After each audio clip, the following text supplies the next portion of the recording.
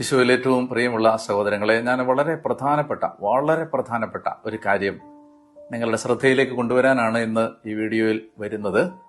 നമുക്ക് April 12, 2026 April മാസം 12-ാം തീയതി നമുക്ക് മലയാള വിശ്വാസ സമൂഹത്തെ സംബന്ധിച്ചിടത്തോളം രണ്ട് പ്രധാനപ്പെട്ട തിരുനാളുകളാണ് പൊതു ഞായറാഴ്ചയും ദൈവകരുണയുടെ തിരുനാളും. ഏപ്രിൽ 12 ഞായറാഴ്ച. ഞാൻ ഈ വീഡിയോ സന്ദേശത്തിലൂടെ നിങ്ങളെ അഭിസംബോധന ചെയ്യാനും ഇത് സംസാരിക്കാൻ ആഗ്രഹിക്കുമ്പോൾ ഞാൻ ആദ്യം തന്നെ നിങ്ങളോട് പറയട്ടെ, പ്രിയപ്പെട്ടവർ, ഈ വീഡിയോ നിങ്ങൾ പരമാവധി ഷെയർ ചെയ്യണം. ഈ വീഡിയോ ഷെയർ ചെയ്യുന്നതിലൂടെ നിങ്ങൾ ഒരു ആത്മാവിനെ ചിലപ്പോൾ നരകത്തിൽ നിന്ന് രക്ഷിക്കാൻ കഴിയും. ദൈവത്തിന്റെ കരുണയിൽ ആശ്രയിക്കാൻ ഒരു ആത്മാവിനെ പ്രേരിപ്പിക്കാൻ കഴിയും. അതുകൊണ്ട് നിങ്ങൾക്ക് ഏതെല്ലാം പ്ലാറ്റ്ഫോമുകളിൽ ഇത് ഷെയർ ചെയ്യാൻ കഴിയുമോ അതിലൂടെ എല്ലാം ഈ വീഡിയോ ഷെയർ ചെയ്ത് പരമാവധി ആളുകളിലേക്ക് എത്തിക്കണം എന്ന് ഞാൻ ഓർമ്മിപ്പിക്കുന്നു. ഏപ്രിൽ 12 പൊതു ഞായറാഴ്ചയും ദൈവകരുണയുടെ തിരുനാളും. അന്ന് കർത്താവിന്റെ അനന്തമായ കരുണ സ്വീകരിക്കാൻ ദൈവം നമ്മളെ ഒരുക്കുകയാണ്. വിശുദ്ധ ഫൗസ്റ്റീനയുടെ ഡയറിയിൽ 1784 പാരഗ്രാഫില് ഇങ്ങനെ പറയുന്നുണ്ട്. ഈശോ പറയുകയാണ് ഫൗസ്റ്റീനോട്, ഏറ്റവും വലിയ പാപിക്കും ഏറ്റവും വലിയ വിശുദ്ധനാവുന്നതിന് എന്റെ കരുണയിൽ ശരണപ്പെട്ടാൽ മതിയാവും. ഈ ലോകത്തിലെ ഏറ്റവും വലിയ പാപി ഏറ്റവും വലിയ വിശുദ്ധനാവാൻ എന്റെ കരുണയിൽ ശരണപ്പെട്ടാൽ മതി. തിരുസഭയില്, പരിശുദ്ധ കത്തോലിക്ക സഭയില് ജോൺ പോൾ രണ്ടാമൻ മാർപ്പാപ്പ 2000 ആണ്ട് ഏപ്രിൽ മാസം 30-ാം തീയതിയാണ് ദൈവകരുണയുടെ തിരുനാള് സഭയിൽ പ്രഖ്യാപിച്ചത്. ഈ ദൈവകരുണയുടെ തിരുനാളിന്റെ വാഗ്ദാനങ്ങൾ ഞാൻ വേഗം പറയുകയാണ്. കർത്താവ് പറയാണ്, കൃപാവരത്തിന്റെ വരപ്രസാദത്തിന്റെ എല്ലാ ചാലുകളും ഞാൻ തുറന്നു വിടുന്ന ദിവസമാണത്. പ്രസാദവരത്തിന്റെ വൻകടൽ തുറക്കുന്ന ദിവസം. 699-ാമത്തെ കണ്ണികയില് ഫൗസ്റ്റീനയുടെ ഡയറിയിൽ പറയുന്നതാണ്. അതായത് നമുക്ക് കർത്താവിന്റെ കൃപ ഈ വിശുദ്ധവാരം കഴിഞ്ഞ് സ്വീകരിക്കാൻ കർത്താവ് നമുക്ക് തരുന്ന വളരെ പ്രധാനപ്പെട്ട ദിവസമാണ്. എല്ലാ കൃപയുടെ ചാലുകളും കൃപയുടെ കടലും തുറക്കപ്പെടുന്ന ദിവസമാണ്. ഈ തിരുനാളിന് ഒരുക്കമായിട്ട് പ്രത്യേകം ശ്രദ്ധിക്കുക, കുമ്പസാരിച്ച് പാപം ഉപേക്ഷിക്കാൻ തീരുമാനിച്ച് വിശുദ്ധ കുർബാന സ്വീകരിക്കുന്ന ആത്മാക്കൾക്ക് പരിപൂർണ പാപമോചനവും കടങ്ങളുടെ പൊറുതിയും ലഭിക്കും. ഞാൻ ഒന്നുകൂടെ പറയാം. ഈ ദൈവകരുണയുടെ തിരുനാളിന് ഒരുക്കമായിട്ട് കുമ്പസാരിച്ച് പാപം വേണ്ട, ഞാൻ പാപം ചെയ്യില്ല, എനിക്ക് പാപം വേണ്ട, പാപം ഉപേക്ഷിക്കാൻ തീരുമാനിച്ച് പരിശുദ്ധ കുർബാന സ്വീകരിച്ച് പ്രാർത്ഥിക്കുന്ന എല്ലാ ആത്മാക്കൾക്കും ഇന്ന് വരെയുള്ള ജീവിതത്തിലെ സമ്പൂർണ്ണ പാപപരിഹാരവും കടങ്ങളുടെ പൊറുതിയും ലഭിക്കുന്ന ദിവസമാണത്. മാമോദീസായിൽ ലഭിക്കുന്ന കൃപകൾക്ക് തുല്യമാണ് അത് എന്ന് ഈശോ പറഞ്ഞിട്ടുള്ളത് കൊണ്ട് പല ദൈവശാസ്ത്രജ്ഞന്മാരും ഈ തിരുനാളിനെ 2-ാം മാമോദീസ എന്ന് വിളിക്കാം എന്ന് അഭിപ്രായപ്പെട്ടിട്ടുണ്ട്. 2002 ജൂൺ മാസം 29 തിരുസഭ ദൈവകരുണയുടെ തിരുനാളിന് പൂർണ്ണ ദണ്ഡവിമോചനം അനുവദിച്ചു തന്നിട്ടുണ്ട്. പൂർണ്ണ ദണ്ഡവിമോചനം കിട്ടുന്ന ദിവസമാണ്. ഈ തിരുനാളിന് ഒരുക്കമായിട്ട് ദുഃഖവെള്ളിയാഴ്ച മുതൽ 9 ദിവസത്തേക്ക് ദൈവകരുണയുടെ നൊവേന ചൊല്ലി നമ്മൾ ഒരുങ്ങണം.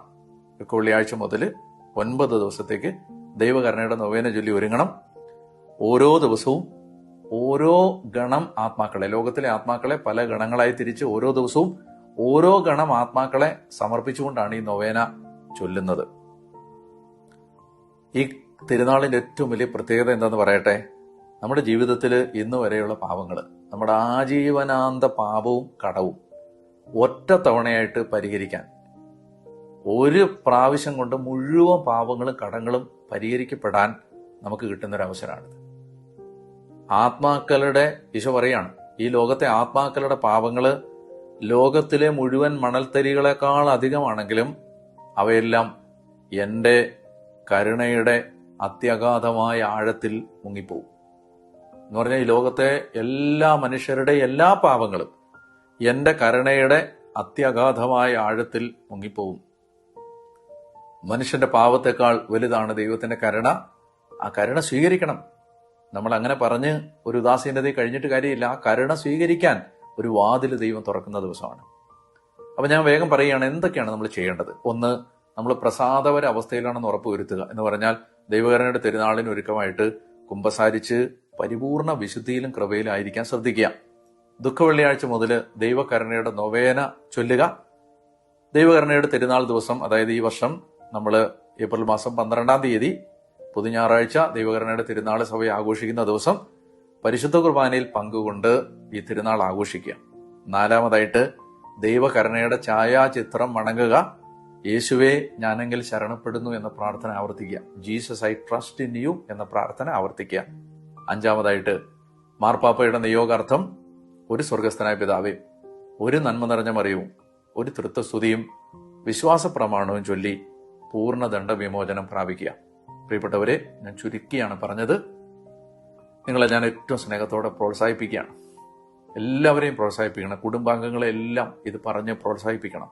അയൽക്കാരെ, കുടുംബ യൂണിറ്റുകളിലുള്ളവരെ, ഇടവകയിലുള്ളവരെ, ഇടവകയുടെ വാട്സപ്പ് ഗ്രൂപ്പുകളിലെല്ലാം ഈ വീഡിയോ കഴിയുമെങ്കിൽ അയക്കണം. ഇതിപ്പോൾ എൻ്റെ വീഡിയോ തന്നെ അയക്കണമെന്നില്ല. ഈ കാര്യം ആരെങ്കിലും പറയുന്നുണ്ടെങ്കിൽ അവരുടെ വീഡിയോ ഷെയർ ചെയ്തോളുക. ഒറ്റ ഉദ്ദേശം എനിക്കുള്ളൂ, ഇതാര് പറഞ്ഞിട്ടാണെങ്കിലും എല്ലാവരും അറിയണം. പ്രോത്സാഹിപ്പിക്കണം. വൈദികര് ഇടവകളിൽ പ്രോത്സാഹിപ്പിക്കണം. എടുത്തെടുത്ത് പറഞ്ഞ് ആളുകളെ ഒരുക്കണം. സിസ്റ്റേഴ്സ് എല്ലാ ആളുകളിലേക്ക് എത്തിക്കാൻ ശ്രദ്ധിക്കണം. ദൈവ ശുശ്രൂഷകര്, മിനിസ്ട്രികള്, ശുശ്രൂഷകള് എല്ലാവരും ശ്രദ്ധിക്കണം. പ്രിയപ്പെട്ടവരെ, നമുക്ക് 2026 ഏപ്രിൽ 12 ദൈവകരുണയുടെ തിരുനാള് ലോകം മുഴുവനിലുമുള്ള എല്ലാ വിശ്വാസികളും വളരെ ഗൗരവമായിട്ട് എടുത്താല് ഒരുപാട് പാപമോചനവും കടങ്ങളുടെ പൊറുതിയും ലോകത്ത് കിട്ടും. നമ്മുടെ ജീവിതം മാമോദീസ തൊട്ടിയിൽ നിന്ന് പുറത്തു വരുന്ന ഒരു കുഞ്ഞിനെ പോലെ പൂർണ്ണ വിശുദ്ധിയിലും പൂർണ്ണ നൈർമല്യത്തിലും ഏപ്രിൽ 12 പുറത്തു വരാൻ കഴിയും. ദൈവം നിങ്ങളെ അനുഗ്രഹിക്കട്ടെ. എനിക്ക് വേണ്ടി പ്രാർത്ഥിക്കണം. എല്ലാവർക്കും അനുഗ്രഹീതമായ വിശുദ്ധവാരവും അതുപോലെ തന്നെ ദൈവകരുണയുടെ തിരുനാളും ഞാൻ ആശംസിക്കുന്നു. മാർത്തോമാ ശ്ലീഹ എന്റെ കർത്താവേ, എന്റെ ദൈവമേ എന്ന് പറഞ്ഞ് വിശ്വാസം ഏറ്റുപറഞ്ഞ് ഈശോയുടെ തിരുമുറിവിലേക്ക് ചെന്ന് അഭയം പ്രാപിച്ച ദിവസം കൂടിയാണ്. അതുകൊണ്ട് അതിനേക്കാൾ ഉത്തമമായൊരു ദിവസം എന്നാണ് നമുക്ക് മാർത്തോമാ ശ്ലീഹായുടെ സുവിശേഷം കേട്ട് യേശുവിനെ അറിഞ്ഞ നമുക്ക് അതിനേക്കാളും വലിയ ഒരു നല്ല ദിവസം ഏതാണ്? ദൈവകരുണയുടെ തിരുനാൾ ആഘോഷിക്കാൻ. ദൈവം നിങ്ങളെ എല്ലാവരെയും അനുഗ്രഹിക്കട്ടെ. ആമേൻ.